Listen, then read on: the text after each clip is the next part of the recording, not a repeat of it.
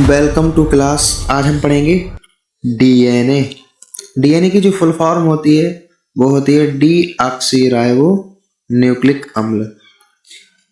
DNA जो होता है ये है आनुवंशिक पदार्थ का वाहक कहलाता है। यानी आनुवंशिक पदार्थ का मतलब होता है जो वह पदार्थ जो आनुवंशिक लक्षणों को पीढ़ी दर पीढ़ी पहुंचाता है उसे हम आनुवंशिक पदार्थ कहते हैं। और आनुवंशिक पदार्थ जो हमारा है वो है डीएनए। परंतु कुछ जीवों में जैसे सूक्ष्म जीव, बैक्टीरिया और वायरस, जीवाणु और विषाणु, उनमें आनुवंशिक पदार्थ के रूप में आरएनए काम करता है और आरएनए की फुल फॉर्म होती है राइबोन्यूक्लिक अम्ल। इसके बाद अब हम बात करेंगे कि डीएनए जो है वो बना किससे है। डीएनए जो है वो तीन चीजों से मिलकर बना है। पहला शर्करा, दूसरा जो है वो है फास्फेट और नंबर तीन जो है नाइट्रोजनी क्षार। तीन चीजों से मिलकर जो है वो डीएनए बना है, शर्करा, फास्फेट और नाइट्रोजनी क्षार। शर्करा जो है वो डीएनए में डीऑक्सीराइबोस शर्करा पाई जाती है। नाइट्रोजनी क्षार की हम बात करेंगे, ये होते हैं दो प्रकार के, पहला है प्यूरिन्स और दूसरा है पायरिमिडीन। प्यूरिन्स भी दो प्रकार के होते हैं, पहला एडेनिन, दूसरा ग्वानिन। और पायरिमिडीन्स जो होते हैं वो भी दो प्रकार के होते हैं, साइटोसिन और थाइमिन। इसको याद रखने की ट्रिक है, ए जैसे एडेनिन और ये रही जी, जी से ग्वानिन, सी मतलब सी से साइटोसिन और टी, टी से मतलब थाइमिन। ए जी एडेनिन ग्वानिन, सी और टी साइटोसिन और थाइमिन। ये यहाँ पर आप देखेंगे कि ए मतलब एडेनिन, जी मतलब ग्वानिन, सी मतलब साइटोसिन और टी मतलब थाइमिन। और अगर हमें डीएनए से आरएनए बनाना है तो टी की जगह पे हम थाइमिन की जगह पर क्या कर देंगे, यूरेसिल। तब हमारा डीएनए से आरएनए बन जाएगा। अब हम बात करेंगे कि जो नाइट्रोजनी क्षार है मतलब कि प्यूरिन्स और पिमिडिन्स, ये एक दूसरे से परस्पर जुड़ते कैसे हैं। ये जुड़ते हैं हाइड्रोजन बॉन्ड के द्वारा। और ए टी एडेनिन और थाइमिन जुड़ते हैं डबल बॉन्ड के द्वारा।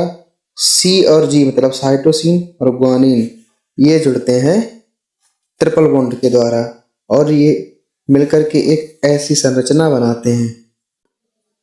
अब यहाँ पर आप देख सकते हैं कि आरएनए जो है वो एक ही रज्जुक का होता है, उसमें सिर्फ एक ही रज्जुक पाई जाती है।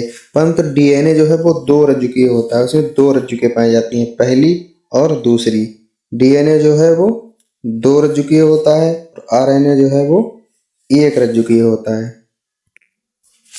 ये इस चित्र में आप देख सकते हैं, ये जो है हमारा यहाँ पर ये गुणसूत्र है और गुणसूत्र से ही ये हमारा डीएनए बनता है। ये जो है ये संरचना जो है वो डीएनए की संरचना दिख रही है। आपने एक शब्द सुना होगा, जीन। ये जीन पाया कहाँ जाता है, जीन पाया जाता है हमारे डीएनए में। और जो डीएनए जो है वो पाया जाता है हमारे गुणसूत्र में। और गुणसूत्र संख्या में 46 होते हैं और जोड़ा के रूप में 23। तो 23 जोड़ी गुणसूत्र होते हैं और संख्या में 46 होते हैं। 22 गुणसूत्र मतलब 22 जोड़ी जो होते हैं वो मेल और फीमेल मतलब नर और मादा दोनों के 22 जोड़ी एक जैसे होते हैं। और एक जोड़ी जो है वो अलग होते हैं। और उसी अलग से जो अलग गुणसूत्र होता है उसी से हमारा लिंग निर्धारण होता है। जो 22 जोड़ी एक जैसे होते हैं समान, उनको हम दैहिक गुणसूत्र कहते हैं। और होते कैसे हैं, लड़की तो लड़की में गुणसूत्र कैसे होंगे, एक्स एक्स, और लड़के में गुणसूत्र होंगे एक्स वाई। जो आनुवंशिक लक्षणों का वहन, जो आनुवंशिक लक्षण पदार्थ डीएनए कहलाता है, इसकी सबसे छोटी और मुख्य इकाई जो है वो जीन होती है।